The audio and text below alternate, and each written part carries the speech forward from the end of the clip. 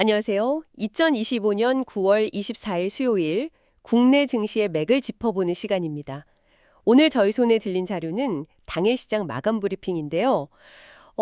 첫 보기에도 뭔가 좀 어수선한 하루였습니다. 네, 정말 딱 숨고르기라는 표현이 어울리는 날이었죠. 미국 연준 의장의 한마디가 시장에 찬물을 확 끼얹었고 또 어떤 테마는 웃고 어떤 테마는 우는 그런 엇갈림이 아주 두드러졌습니다. 오늘 저희의 임무는요. 이 복잡하게 얽힌 시장 상황 속에서 진짜 중요한 맥락이 뭐였는지 그리고 당신께서 놓치지 말아야 할 핵심 신호는 또 무엇이었는지 이걸 명쾌하게 꼽아드리는 겁니다. 어디 한번 제대로 파헤쳐볼까요? 네, 그야말로 안개 속 같았던 하루였어요. 특히 제롬 파월 의장의 발언은 투자 심리에 거의 직격탄이었죠. 코스피는 3거래일 만에 하락세로 돌아섰고 코스닥은 특정 테마주들의 급락세가 겹치면서 낙폭이 더 깊었습니다. 하지만 이런 와중에도 희미하게나마 긍정적인 불빛을 켠 분야도 분명히 있었어요.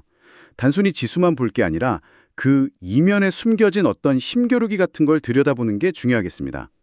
그럼 가장 먼저 시장을 흔든 그 요인, 제롬 파월 연준 의장의 증시 고평가 발언부터 시작해보죠. 뭐랄까 잘 달리고 있는데 갑자기 경고등이 팍 켜진 느낌이었달까요? 시장 반응이 아주 즉각적이었죠. 그렇습니다. 파월 의장의 주가가 상당히 고평가됐다는 발언, 이게 특히 최근 시장을 뜨겁게 달궜던 AI 랠리에 대한 약간 경고 메시지처럼 해석되면서 투자 심리를 아주 급격히 얼어붙게 만들었습니다. 거의 파티 분위기에 찬물을 끼얹은 격이죠. 결과적으로 코스피는 0.40% 내린 3,472.14포인트, 코스닥은 그보다 더 큰 폭인 1.29% 하락해서 860.94포인트로 장을 마쳤습니다. 수급 쪽을 보면 더 명확하다고요. 네, 그렇죠. 돈의 흐름을 보면 더 명확해집니다. 코스피에서는 외국인이 2,487억 원 워치를 순매도, 그러니까 팔아치우면서 돌아섰고요. 코스닥에서는 외국인 마이너스 2,530억 원이랑 기관 마이너스 1,698억 원이 동시에 대규모 순매도를 기록하면서 지수 하락을 딱 주도했습니다. 파월 의장의 발언이 그냥 단순한 언급이 아니라 실제 매도 주문을 촉발하는 일종의 방아쇠 역할을 했다, 이렇게 볼 수 있는 대목입니다. 근데 사실 시장 참여자들 입장에서는 그 고평가 이야기가 아주 새로운 건 아니었잖아요. 맞아요. 그런데도 유독 오늘 시장이 이렇게 민감하게 반응한 이유가 있을까요? 혹시 그동안 좀 상승세에 대한 피로감이 쌓여 있었던 걸까요? 그거 아주 좋은 지적이십니다. 네, 맞습니다. 고평가 논란 자체는 계속 있었죠. 근데 이번 발언이 유독 충격파가 컸던 이유는 그동안 시장을 지배했던 AI 주도 성장이라는 내러티브 있잖아요. 네네. 거기에 대한 어떤 근본적인 의구심을 자극했기 때문입니다. 그리고 또 연준 의장의 입에서 직접적으로 상당히 고평가라는 꽤 강한 표현이 나왔다는 점, 그리고 이게 또 추가 금리 인하 기대감을 약화시키는 효과랑 맞물렸다는 점, 이런 것들이 투자 심리를 더 위축시킨 걸로 보입니다. 약간 터질 게 터졌다, 이런 심리도 작용했을 수 있고요. 아, 거기에 더해서 3차 상법 개정안 연기 가능성 이야기가 나오면서 금융주, 그러니까 증권이나 보험주들도 줄줄이 하락했다고요. 네, 그것도 있었죠. 이것도 분위기를 더 가라앉히는데 한몫했겠네요. 이 개정안 연기가 금융주에는 왜 악재가 되는 건가요? 네, 그렇습니다. 상법 개정안에는 보통 기업 지배구조 개선이라던가 주주 환원 강화, 이런 내용들이 포함될 걸로 기대를 많이 하거든요. 특히 금융주의 경우는 이런 제도적인 변화가 기업 가치를 좀 높여줄 수 있다, 이런 기대감이 있었는데 이 논의가 지연될 수 있다는 소식은 이런 기대감에 찬물을 끼얹은 셈이죠. 전반적으로 투자 심리가 약해진 상태에서는 이런 개별적인 악재가 더 크게 부각되는 경향이 좀 있습니다. 자, 이렇게 시장 전반에 먹구름이 낀 상황이었는데 여기서 정말 흥미로운 지점이 나타납니다. 바로 반도체 섹터인데요. 다른 기술주들이 고전할 때 나름 선방하는 모습을 보였단 말이죠. 이건 어떻게 봐야 할까요? 네, 이건 전적으로 미국 마이크론 테크놀로지 덕분이라고 할 수 있습니다. 간밤에 마이크론이 시장 예상을 훨씬 뛰어넘는 어닝 서프라이즈, 그러니까 깜짝 실적을 발표했거든요. 아, 실적이 잘 나왔군요. 네, 4분기 매출이 작년 같은 기간보다 무려 46%나 늘었고 주당 순이익, EPS, 이게 기업이 주식 한 주당 얼마의 이익을 냈는지 보여주는 핵심 지표인데요. 이것도 예상치를 크게 웃돌았습니다. 와, 46%면 엄청나네요. 그렇죠. 반도체 시장의 풍향계나 탄광속 카나리아 이렇게 불리는 마이크론의 이런 호실적은 최근 잠시 주춤했던 그 반도체 슈퍼사이클에 대한 기대감을 다시 아주 강하게 불어넣는 역할을 했습니다. 그래서 SK하이닉스는 약보합 수준에서 마감했지만 유니셈 플러스 8.57%, TSE 플러스 8.38%, 원익홀딩스 플러스 5.04% 같은 반도체 소재, 부품, 장비, 우리가 흔히 소부장이라고 부르는 업체들이죠. 네, 소부장. 이런 곳들은 시장 하락에도 불구하고 아주 강한 상승세를 보였죠. 이건 반도체 업황 자체는 여전히 긍정적으로 보는 시각이 시장 깊숙이 자리 잡고 있다는 아주 명백한 증거입니다. 단순한 테마성 움직임이 아니라는 거죠. 그러니까 시장 전체를 누르는 매크로, 거시적인 압력 속에서도 반도체라는 특정 섹터는 자체적인 펄더멘털, 기초체력 개선 기대감이라는 마이크로 요인이 더 강하게 작용했다. 이렇게 볼 수 있겠군요. 정확합니다. 그런데 이와는 정말 정반대로 그동안 시장의 열기를 주도했던 비만 치료제 테마는 그야말로 폭락 수준이었어요. 이건 또 무슨 일이 있었던 겁니까? 네, 비만 치료제 쪽은 진짜 엎친 데 덮친 격이었습니다. 두 가지 악재가 거의 동시에 터졌는데요. 첫 번째는 세계적인 투자은행 UBS가 글로벌 비만 치료제 시장 규모 전망치를 기존 1,500억 달러에서 1,300억 달러로 하향 조정한 겁니다. 아, 전망치를 낮췄군요. 네, 그동안 부풀었던 기대감에 제대로 찬물을 끼얹는 소식이었죠. 목표 시장 크기가 줄어든다는 건 결국 성장성에 대한 의문을 제기하는 거니까요. 두 번째는 앞서 계속 이야기한 파월 의장의 발언과 그로 인한 추가 금리 인하 기대감 약화입니다. 아, 금리 문제. 그렇죠. 바이오주는 대표적인 성장주로 분류되는데 이런 성장주들은 미래의 이익을 현재 가치로 할인해서 평가받기 때문에 금리 변동에 아주 민감하거든요. 네. 금리 인하 기대가 꺾이면 할인율이 높아져서 현재 가치가 낮아지는 효과가 발생하죠. 결국 특정 산업에 대한 비관론, 즉 UBS 보고서와 거시경제 환경 변화, 금리 기대감 후퇴라는 이 두 가지 악재가 동시에 그냥 꽝 하고 작용한 겁니다. 아, 정말 양쪽에서 펀치를 맞은 셈이군요. 구체적으로 어떤 종목들이 좀 타격을 입었나요? 네, 삼천당 제약이 8.33%, 올릭스가 9.08%, 케어전은 무려 12.11%나 급락했습니다.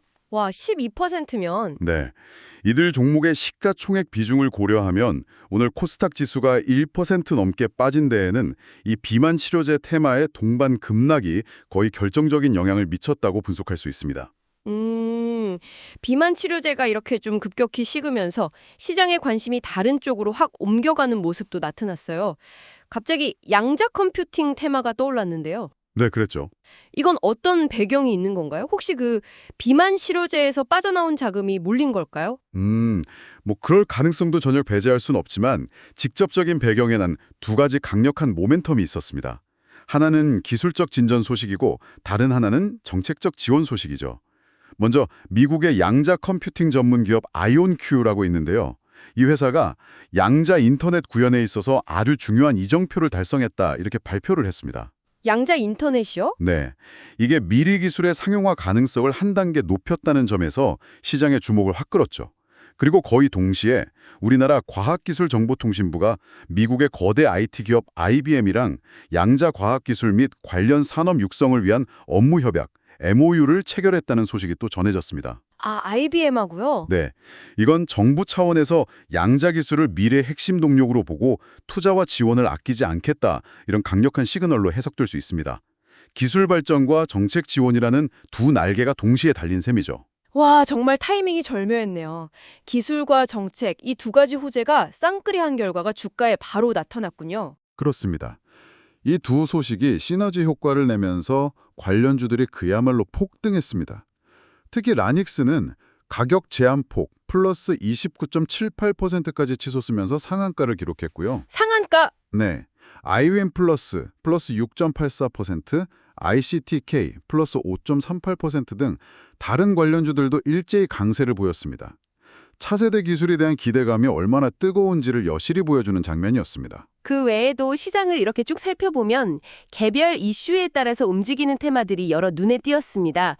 뭐 중동 같은 지정학적 긴장이 다시 고조되면서 한화 에어로스페이스 플러스 5.08% 같은 방위산업주가 오르고 네, 방산주도 움직였죠. 대통령의 체코 방문과 원전 협력 논의 소식에 에노토크 플러스 15.48% 같은 원자력 관련주가 급등했고요. 원전 탐하도 있었고요. 또 미국 트럼프 행정부 쪽에서 리튬 아메리카 지분을 요구했다 이런 뉴스에 포스코 엠텍 플러스 9.79% 같은 리튬 관련주도 강세를 보였네요.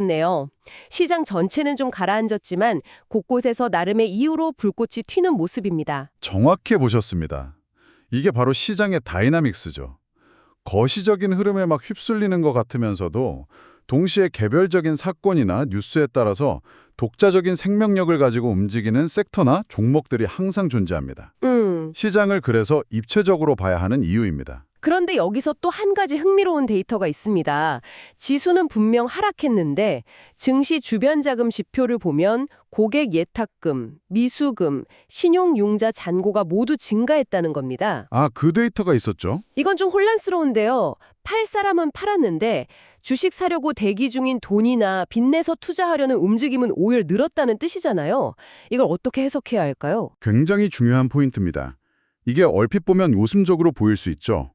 오늘 당장은 매도 압력이 더 강해서 지수가 하락했지만 증시 주변 자금, 특히 고객 예탁금, 이게 투자자들이 주식 매수를 위해 증권사에 맡겨놓은 돈이잖아요.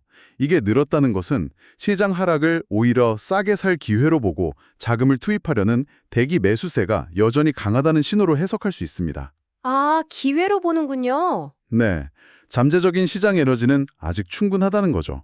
다만 여기서 반드시 균형 잡힌 시각이 필요합니다. 오늘 코스피에서는 상승 종목 194개보다 하락 종목 686개가 3배 이상 많았고요. 코스닥에서는 상승 511개 대비 하락 1143개가 2배 이상 많았습니다. 와, 하락 종목 수가 압도적이네요. 그렇죠. 이 수치는 뭘 의미할까요? 지수 하락폭보다 실제 투자자들이 느끼는 체감 하락, 그러니까 계좌의 고통은 훨씬 더 컸을 가능성이 높다는 겁니다. 아, 소수의 종목이 선방했지만 대다수 종목은 하락세를 피하지 못했다는 뜻이니까요. 예탁금 증가는 물론 긍정적인 신호지만 시장 전반의 투심 위축은 분명한 현실입니다. 그렇군요. 잠재적 매수세는 있지만 당장의 현실은 녹록치 않았다. 이런 복잡한 상황 속에서도 개별 기업의 호재는 여전히 강력한 힘을 발휘하는 모습이었습니다. 예를 들어 샤페론이라는 회사는 원형 탈모 치료제, 전임상, 그러니까 동물 실험 결과가 좋다는 소식 하나로 상한가 플러스 29.88%를 기록했고요. 네, 샤페론 상한가 같죠? 앞서 언급된 라닉스도 자체 개발한 양자내성암호 반도체 시제품 관련 뉴스가 상한가로 이끌었죠. 이게 양자 컴퓨터의 해킹도 막아낼 수 있는 차세대 암호 기술이라는 점에서 기대감이 컸던 것 같습니다. 맞습니다. 그 기술 중요하죠. 또 폴라리스 AI 파마는 플러스 18.86%는 러시아, 사우디, 멕시코 등 여러 국가의 정부 조달 시장에 진출하게 됐다는 소식이 주가를 확 끌어올렸고 XINC는 플러스 11.87%는 삼성물산과 632억 원 규모의 대규모 클린룸 공사 계약을 체결했다는 소식이 아주 강력한 상승 동력이 되었습니다. 이런 사례들은 결국 거시경제, 마크로의 흐름도 중요하지만 개별 기업의 구체적인 성과나 뉴스, 마이크로가 주가에 얼마나 직접적이고 강력한 영향을 미치는지를 아주 생생하게 보여줍니다. 정말 그렇네요. 시장 전체의 분위기가 안 좋을 때일수록 이런 확실한 개별 호재를 가진 종목들이 더 돋보이는 경향도 있는 것 같습니다. 자, 그럼 오늘 저희가 살펴본 내용들을 한번 정리해 볼까요? 네, 2025년 9월 24일 국내 증시는 크게 두 가지 외부 충격, 즉 파월 연준 의장의 고평가 경고와 UBS의 비만 치료제 시장 전망 하향 조정, 이 여파로 하락 압력을 받았습니다. 특히 성장주에 대한 부담이랑 특정 섹터 비관론이 겹치면서 코스닥의 하락폭이 좀 두드러졌죠. 하지만 그 와중에도 미국 마이크론의 어닝 서프라이즈는 반도체 섹터에 대한 기대감을 딱 유지시키면서 관련 소부장 종목들의 선방을 이끌었고 양자 컴퓨팅, 방위산업, 원자력, 리튬 등은 각각의 개별적인 호재성 뉴스에 힘입어서 강세를 보이며 시장 내 차별화가 뚜렷하게 나타났습니다. 또한 증시 주변 자금 유입은 잠재적 매수 에너지가 아직 살아있음을 보여줬지만 압도적으로 많은 하락 종목 수는 실제 투자자들이 느꼈을 시장의 냉기를 대변했습니다. 그리고 샤페론, 라닉스 등의 사례에서 보듯 강력한 개별 기업 뉴스는 여전히 시장의 하락 압력을 뚫고 주가를 끌어올리는 핵심 동력이었습니다. 결국 오늘의 시장은 거시적인 변수와 미시적인 요인들이 아주 복잡하게 얽히고 설키면서 섹터별로 또 종목별로 각기 다른 이야기를 써내려간 하루였다. 뭐 이렇게 요약할 수 있겠네요. 그렇습니다. 핵심은 시장이 이제 단순히 하나의 방향으로만 움직이지 않는다는 겁니다. 파월의 입, 글로벌 IB의 보고서 같은 거시적 변수와 개별 기업의 실적 발표, 기술 개발 뉴스, 수조 공시 같은 미시적 요인들이 서로 영향을 주고받으면서 모자이크처럼 시장 지용도를 만들어가고 있습니다. 이것을 더 큰 그림과 연결해 본다면 당신께서 시장을 이해하기 위해서는 단순히 지수 등락이라는 결과만 볼 것이 아니라 그 이면에 작용하는 다양한 힘들의 상호작용과 그 결과로 나타나는 차별화의 맥락을 읽어내는 것이 점점 더 중요해지고 있다는 점을 시사합니다. 오늘 저희가 함께 분석한 내용들을 바탕으로 당신께서 한번 곱씹어 볼 만한 질문을 하나 던져드리고 싶습니다. 오늘 시장에서 강세를 보였던 반도체, 그 마이크론 실적 영향이었죠. 그리고 양자 컴퓨팅, 아이온큐 발표나 IBM 협력 같은 것들 모두 그 촉발제가 미국에서 나왔습니다. 네, 미국발 호조였죠. 이처럼 글로벌 기술 트렌드나 해외 주요 기업들의 움직임이 국내 증시에 미치는 영향력이 점점 더 커지는 추세인데요. 앞으로 우리 시장은 이러한 외부 요인에 얼마나 더 민감하게 반응하게 될까요? 그리고 국내 고유의 경제 상황이나 정책 변화 같은 내부 동력과의 균형점은 또 어떻게 형성되어 갈까요? 아마도 이것이 앞으로 시장의 향방을 가늠하는 데 있어서 굉장히 중요한 관전 포인트가 되지 않을까 싶습니다. 오늘 저희와 함께 복잡했던 시장의 속내를 깊이 있게 들여다봐 주신 당신께 감사드립니다.